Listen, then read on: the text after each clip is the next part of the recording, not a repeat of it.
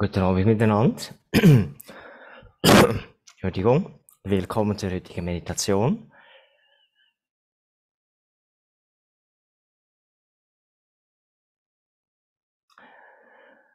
So, heute wollen wir anschauen, wie wir über die Woche hinweg etwas verändern können. Und dann meditieren, um das, was wir uns vornehmen, um das richtig stark zu machen. Und ich habe mir überlegt, so, in der äußeren Welt sind wir so, wenn es um Veränderung geht, sind wir so kompetent. So ganz oft im Alltag müssen wir etwas verändern. Sei es im Beruf, sei es im Alltag. Aber grundsätzlich ist immer dieser Prozess, dass wir ein Ziel haben. Wir wissen, wo wir hinwollen. Wir wissen, was wir haben wollen. Und dann arbeiten wir ganz spezifisch, ganz konkret darauf hin. Und dann erreichen wir unser Ziel. Und das scheint so normal zu sein. Und das wollen wir eigentlich auch für Veränderungen nutzen, die wir innerlich vollziehen wollen. Und wenn uns das gelingt, wenn wir uns etwas vornehmen, ja, das möchte ich in mir verändern, in dieser Situation möchte ich anders reagieren oder mit dieser Beziehung möchte ich anders umgehen können. Was immer wir innerlich verändern wollen und wenn wir das tatsächlich schaffen, dann fühlt sich das unglaublich gut an. Wenn wir plötzlich merken, ah ja, da reagiere ich jetzt anders oder da kann ich ruhig bleiben oder da kann ich glücklich bleiben. Und das wollen wir heute mal ein bisschen anschauen, wie können wir darauf hinarbeiten. Und wir möchten eigentlich so, wenn es um innere Veränderungen geht, möchten wir solche Experten werden, wie wenn es um äußere Veränderungen geht. Und es gibt eine sehr interessante Studie, wo man untersucht hat, was hilft Kindern am meisten beim Lernen. Und es war eine riesige Studie. Und was könnte Kindern am meisten helfen beim Lernen? Diese Umfrage, das hat die Schule betroffen. Und da gäbe es viele Möglichkeiten, wo man sagen könnte, ja, das hilft den Kindern am besten. Zum Beispiel kleine Schulklassen oder die Art und Weise, wie ein Lehrer, eine Lehrerin lehrt. Oder zum Beispiel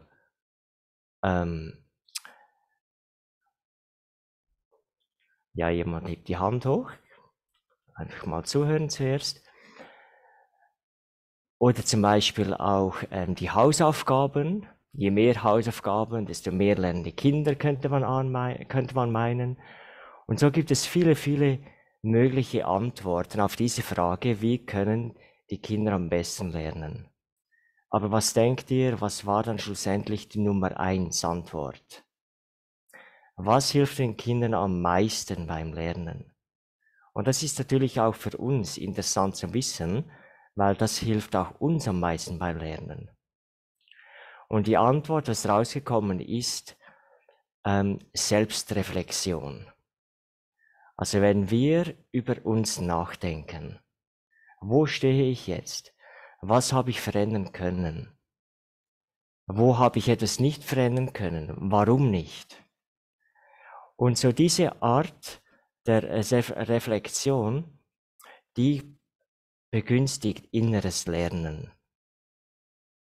Und wenn wir das zum Beispiel jetzt diese Woche kultivieren, ausprobieren, wenn wir diese Selbstreflexion jeden Abend vielleicht 10 Minuten für uns machen oder nicht nur am Abend, vielleicht sogar am Mittag, am Morgen, am Mittag und am Abend. Wenn wir das machen, dann ist eigentlich garantiert, dass wir automatisch diese innere Veränderungen vorantreiben können. Und ich habe gedacht, wir könnten jetzt daraus einen ganz kleinen Workshop machen. Dafür müsstet ihr etwas zum Schreiben haben. Ich habe bei mir schon etwas bereit gemacht. Ihr solltet ein Blatt zum Schreiben haben, oder ein Heft, ein Kugelschreiber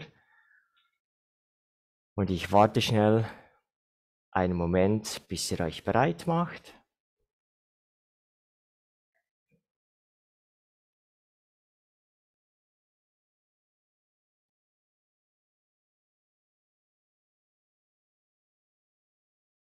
So, ich nehme an, ihr habt das jetzt bereit.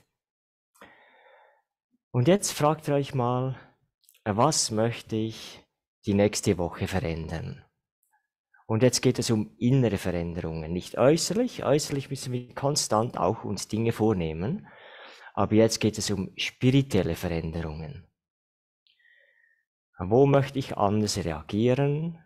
Wo möchte ich mehr in meiner Kraft bleiben können, in meinem Frieden bleiben können? Wo möchte ich vielleicht spontaner sein, kraftvoller? Wo möchte ich offener sein? Das sind alles mögliche Veränderungen. Und überlegt euch, was könntet ihr für nächste Woche euch vornehmen?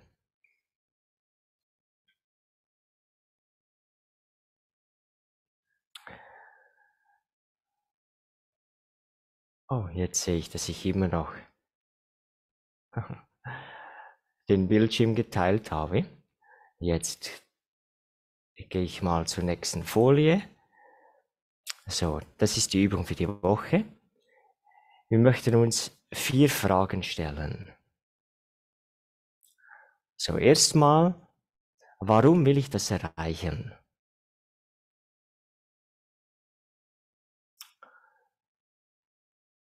Und dafür nehmen wir uns einen kurzen Moment Zeit.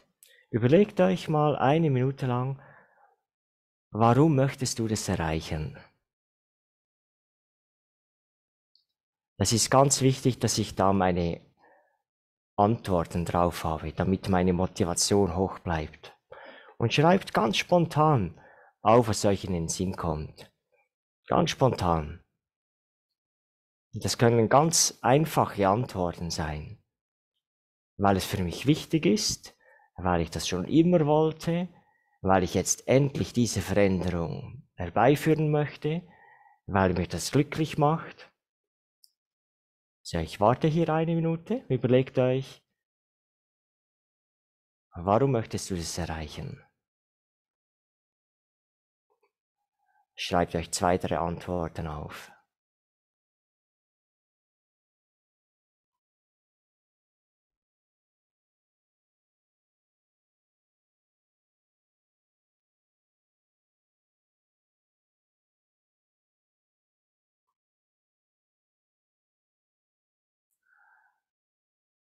Okay, dann nehme ich an, ihr habt das.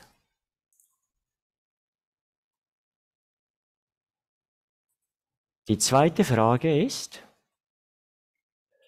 wie will ich das erreichen? Wie will ich das erreichen? Und auch da ganz spontan, was kommt euch in den Sinn? Was wird mir dabei helfen, dieses Ziel umzusetzen?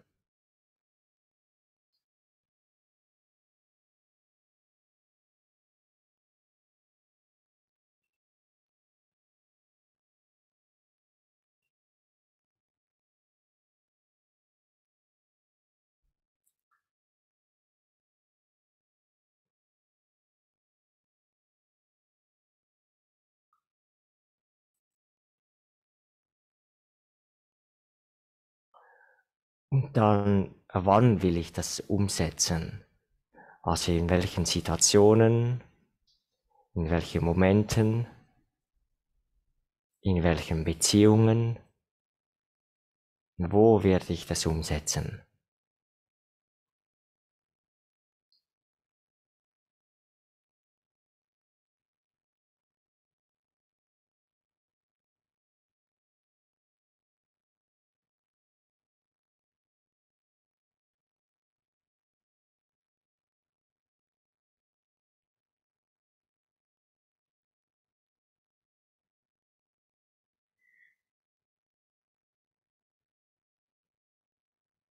Die Antworten können ganz einfach sein. Und dann am Abend. Und das ist dann wieder die Selbstreflexion. Am Abend nehme ich wieder einen Moment Zeit. Wie ist es mir heute gelungen?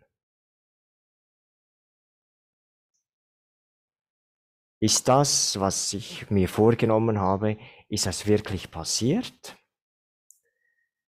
Wenn ich das umsetzen konnte, zum Teil, warum ist mir das gelungen? Wenn es mir nicht gelungen ist, macht überhaupt nichts, kein Problem. Aber dann die Frage, warum ist es mir nicht gelungen? Und ihr merkt, das sind diese ganz wichtigen Fragen der Selbstreflexion.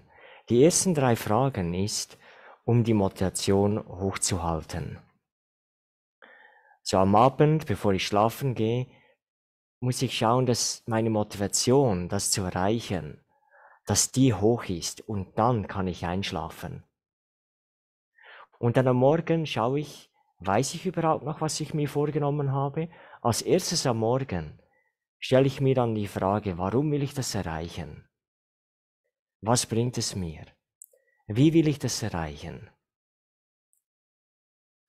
Und dann, wenn ich sogar Zeit habe beim Mittagessen, mir einen Moment Zeit zu nehmen und mir ebenfalls wieder diese Fragen zu stellen und am Abend dann wieder zurücktreten, meinen Tag anschauen und fragen, so, wie ist es jetzt heute gelaufen?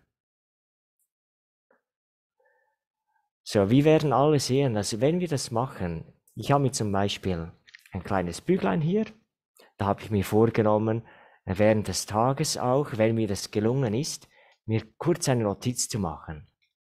Vielleicht auch, wenn es mir nicht gelungen ist, mal schauen, aber vor allem, wenn es gelungen ist. Eine kurze Notiz machen, vielleicht am Abend auch 2, 3 Sätze draufschreiben. Wie ist es gelungen? Warum ist es gelungen? Warum ist es nicht gelungen? Und das ist diese Selbstreflexion, wo wir Experten werden über unsere innere Welt. Die äußere Welt verstehen wir gut. Wir wissen zum Teil, auch nicht immer, warum was passiert.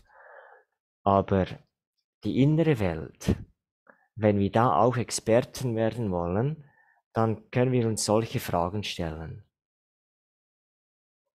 Und plötzlich verstehen wir, ach so, weil ich solche und solche Gedanken habe, deshalb komme ich immer in solche Situationen rein oder deshalb verliere ich meine Ruhe in diesen Situationen.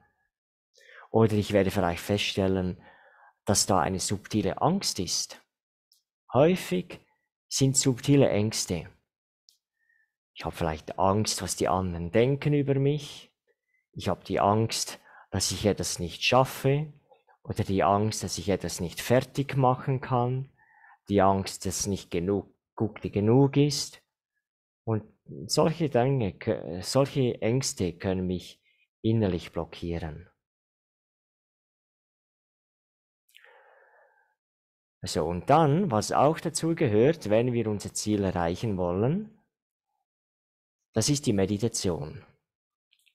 Was wir jetzt dann gerade machen, wir haben eine ganze Viertelstunde Zeit.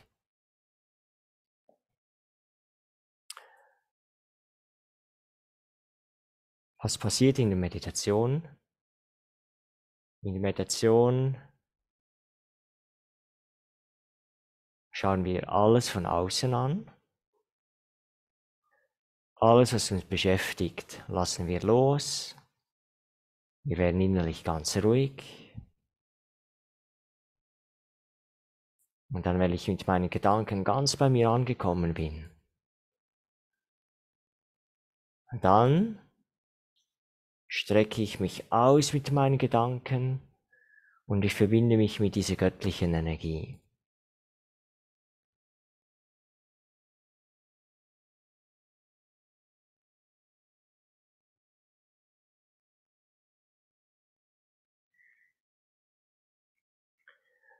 Und wenn es passiert, das gelingt nicht immer gleich gut, aber vorhin zum Beispiel wir waren 3, 4 Leute hier bei der Abendmeditation, ganz wenige, zu dritt. Aber ich habe gemerkt, wenn diese Verbindung gut gelingt, dann wird der Intellekt wie ganz ruhig. Sind fast keine Gedanken da.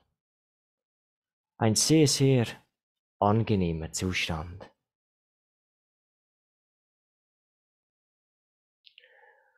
Und das wollen wir jetzt probieren.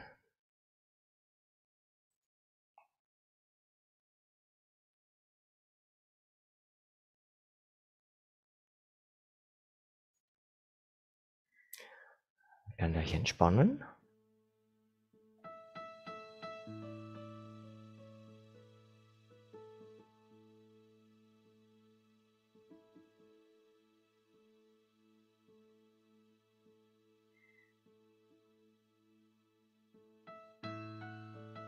Lasst euren Atem ganz ruhig und ganz tief fließen.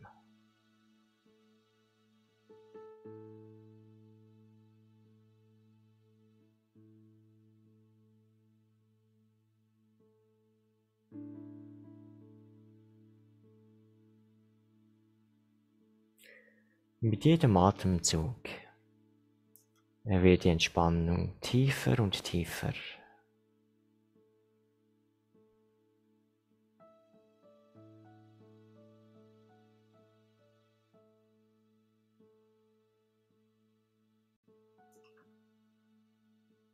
Ich erschaffe ein gutes Gefühl für mich selber. Ein Gefühl der Wertschätzung.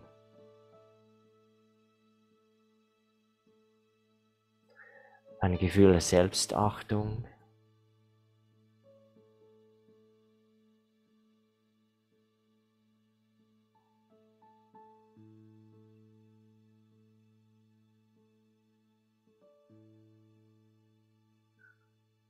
Tag und Nacht bin ich mit mir zusammen. Und deshalb ist es wichtig, dass mir wohl ist mit mir selber.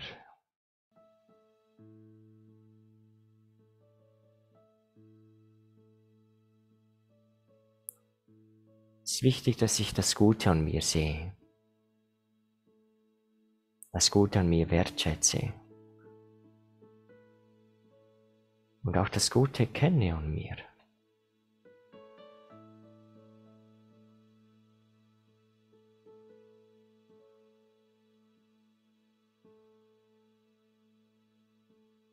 Innerlich kann ich mir zulächeln. Ein freundschaftliches Lächeln für mich selbst.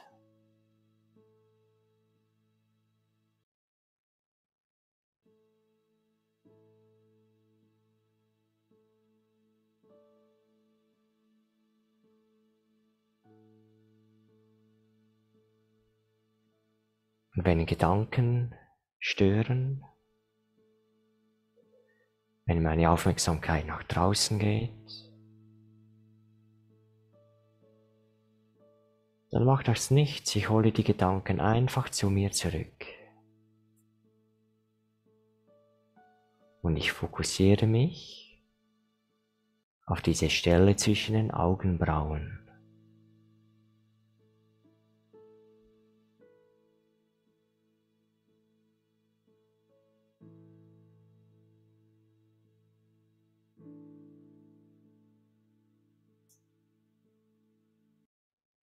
Und diese Stelle zwischen den Augenbrauen ist ganz weit und glatt.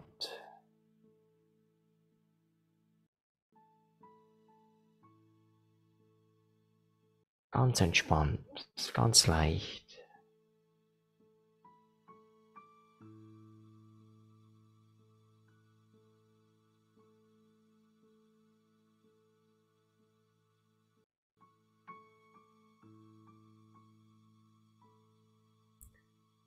Und ich stelle mir da, an dieser Stelle, einen winzigen Lichtpunkt vor. Ein lebendiges Licht, nicht physisches Licht. Ein Licht, das lebt, das Bewusstsein hat.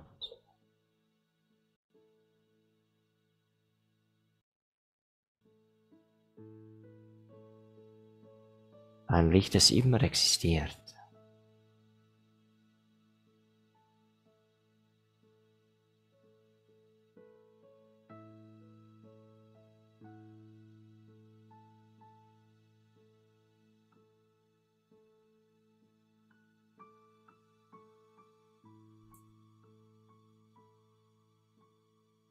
Und ich erlaube diese innere Langsamkeit in dieser schnellen äußeren Welt.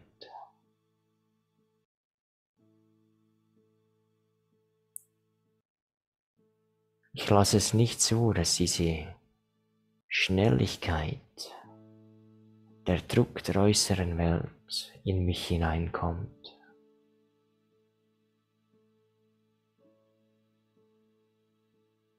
Ich darf innen langsam sein, entspannt, leicht.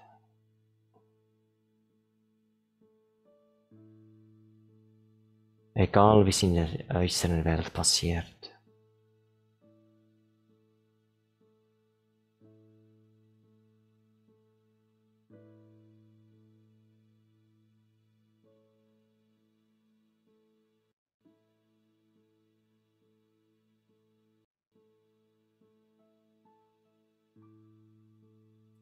Immer wieder fokussiere ich mich auf diesen Lichtpunkt zwischen den Augenbrauen.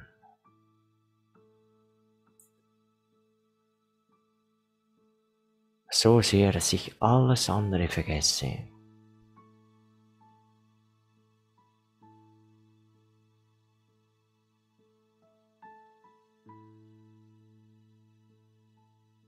Und ich identifiziere mich mit diesem Licht der Seele.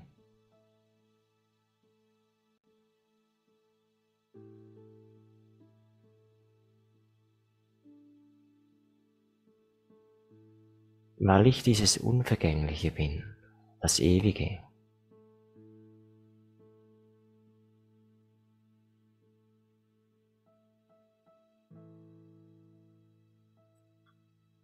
Die Seele wird nie erschaffen, die Seele stirbt nie.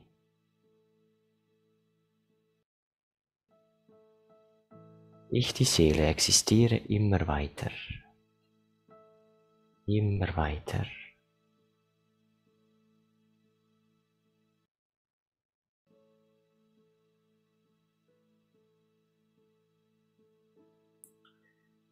Und was immer ich mir vorgenommen habe, für die kommende Woche, ich habe die Kraft in mir, das umzusetzen.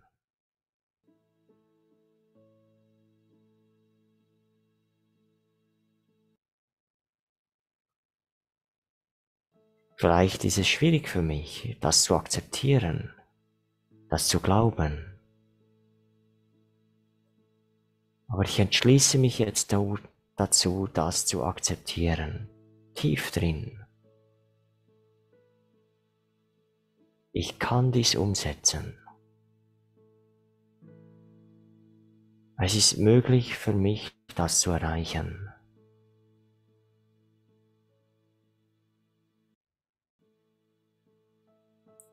Ich kann in nur einer Woche in diesem Bereich riesige Fortschritte machen.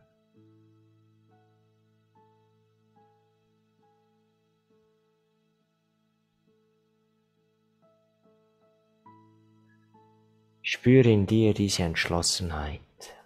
Jetzt werde ich's tun. Jetzt muss ich's tun. Ich will es tun.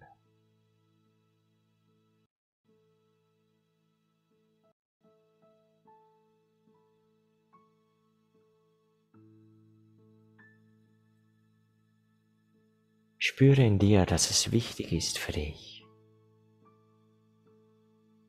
Und deshalb willst du es erreichen.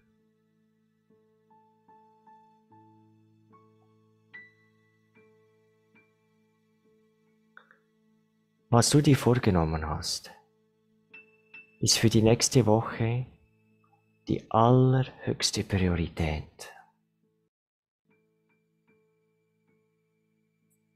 Alles andere ist weniger wichtig.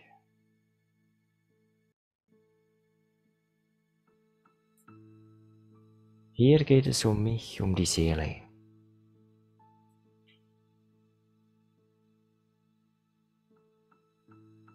Hier geht es um mein Glücklichsein, um meine Zufriedenheit.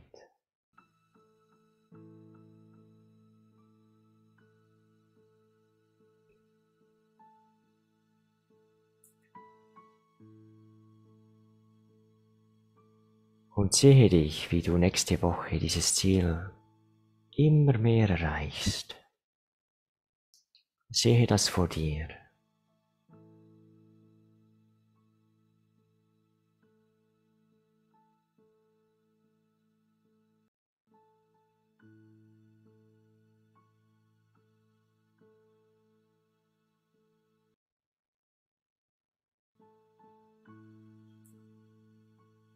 Und jetzt hole ich mir noch extra Kraft in die Seele, um das zu erreichen.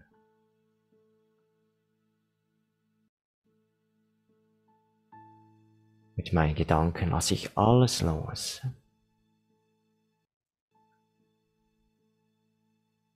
Und ich richte meine Aufmerksamkeit nach oben.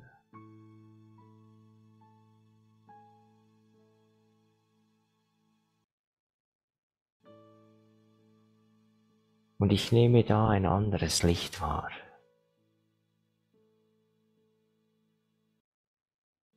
Eine andere Seele, die höchste Seele.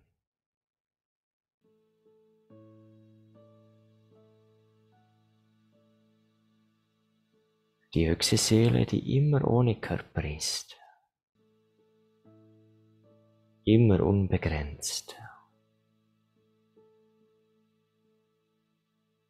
Immer bedingungslos in der Liebe.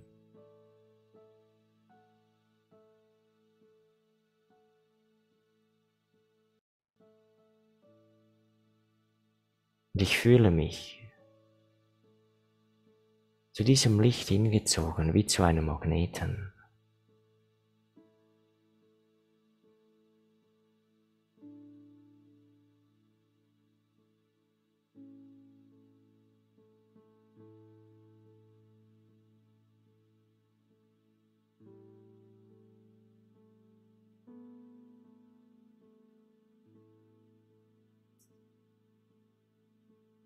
Es ist wie die Begegnung mit jemandem, den ich kenne, der mich kennt.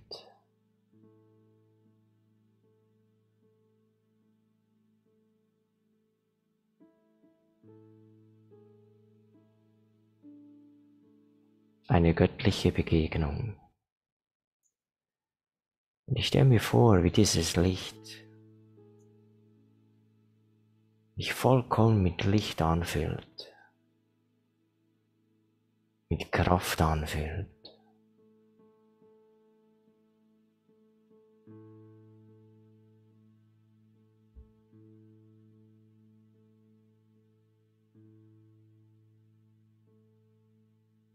Ich sammle in mir reine, bedingungslose Liebe an.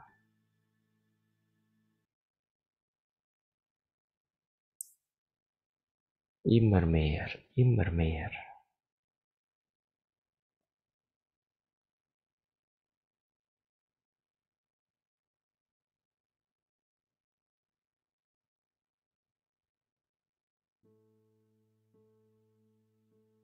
Bis ich so angefüllt bin mit diesem göttlichen Licht,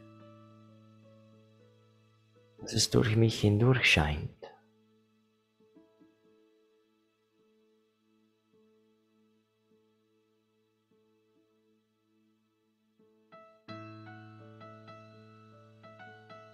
Und in mir werden jegliche Hindernisse aufgelöst. Hindernisse, die mich von meinem Ziel abbringen könnten. Alles wird aufgelöst.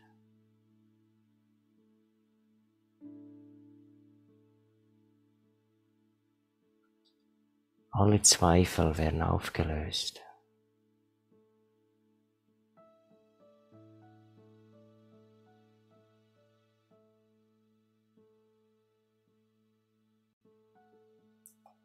Es ist, als ob diese göttliche Kraft mir zulächelt und mir bestätigt, du kannst das, du bist das.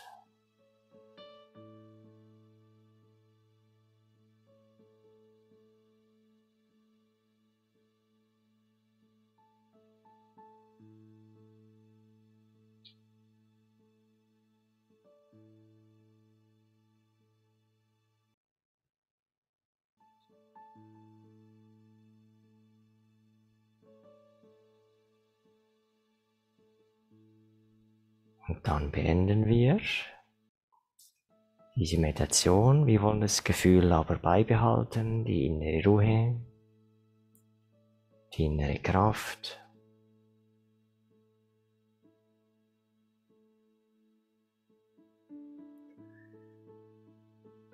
Und wir können jetzt so den Rest des Abends in dieser Entschlossenheit bleiben, dass wir das, was wir uns vorgenommen haben, definitiv die nächste Woche umsetzen. Ich wünsche allen viel Erfolg dabei und bis zum nächsten Mal. Tschüss zusammen, Om Shanti.